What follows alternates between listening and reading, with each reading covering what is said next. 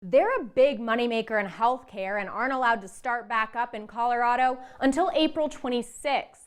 Now hospitals and smaller surgical outlets are having to find other ways to supplement their budgets while still supporting both their patients and employees. COVID-19 has us thanking doctors and nurses working long hours. My workload has gone down a lot, but there's other physicians who are very, very busy. But for some, the lack of elective surgeries has really slowed things down. Our business is down 85% or something like that, 87%. Dr. Michael Simpson of Audubon says they do a range of outpatient procedures, and there are some semi-urgent surgeries that can still be done. The physician is ultimately the one who understands that patient's scenario and whether that patient really can safely be delayed. With elective surgeries being postponed for almost a month at this point. I think it is a big financial hit for the hospitals. It definitely is for Audubon, but I think for the hospitals too. Hospitals like Penrose St. Francis. We're all experiencing financial strain during this COVID-19 pandemic. Dr. Shauna Gully of Centura Health says she has no doubt their ministry can weather this storm. There are many different areas that we can lean on and adapt and move towards for revenue generation if one area or another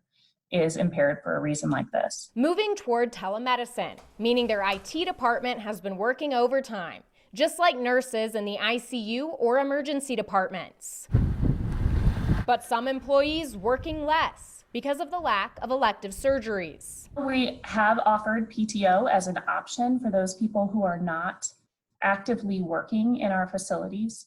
We are not doing anything like furloughs or laying people off at this time. She says their emergency department volumes are actually down right now. I think a lot of people in the community imagined that EDs would be overflowing, and that's just not the case. Encouraging everyone to reach out for the care they need. The mandates that have been put in place in Colorado have been very effective. And to this date, we're seeing a leveling off of coronavirus cases. Meanwhile, UC Health says they've also seen a negative impact on their finances because of postponing elective surgeries, but that it's necessary to prevent the spread of the virus. They say they haven't furloughed or laid off any employees, paying them at their full base salary through the end of May.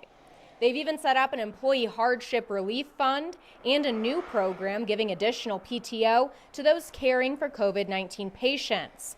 Plus, that PTO is all from fellow employees, and they've had over 16,000 hours donated. Everyone I talk to says the financial hit they take really depends on how long this lasts. So they hope we all continue social distancing, wearing our masks, and doing anything we can to help stop the spread. Always watching out for you, Colorado Springs. Colette Bordelon, News 5.